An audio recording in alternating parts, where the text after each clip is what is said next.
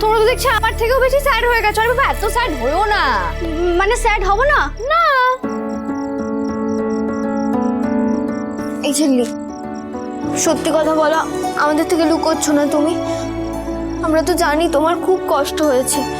বাইরে থেকে মেজতে ভাই সমস্ত কথা কিন্তু শুনেছি আমরা। হ্যাঁ তো মানে তোমার কষ্ট হচ্ছে না? হচ্ছে, তবে একটু একটু।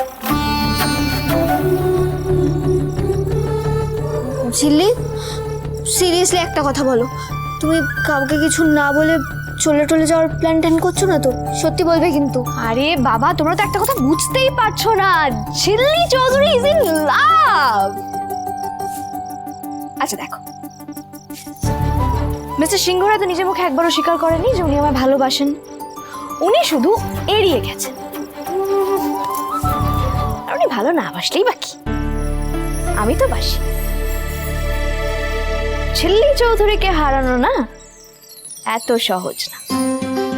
আর উনি আমার স্বপ্নের রাজকুমার, এটা জানার পরেও আমি চলে যাব?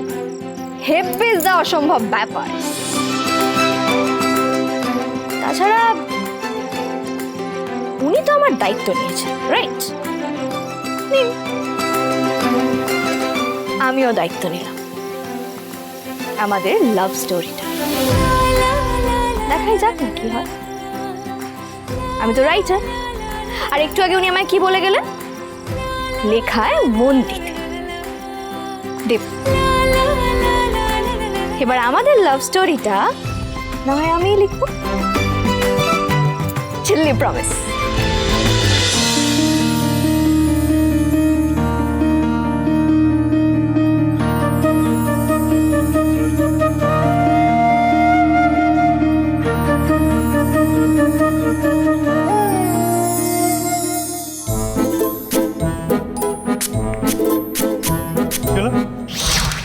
ওটা কেন ইউজ করছো?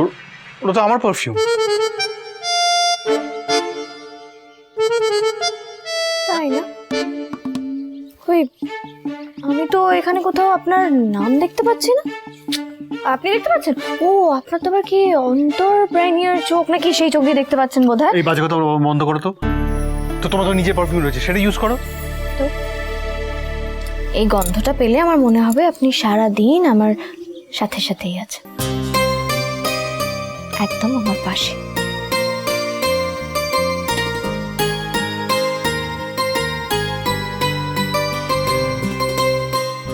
ও মাই গুডনেস, সিরিয়াসলি তোমাকে এতগুলো কথা আমি বললাম কালকে, আমার পুরো এনার্জিটা একদম ওয়েস্ট গেল। কোনো কিছু মাথায় ঢুকলো না।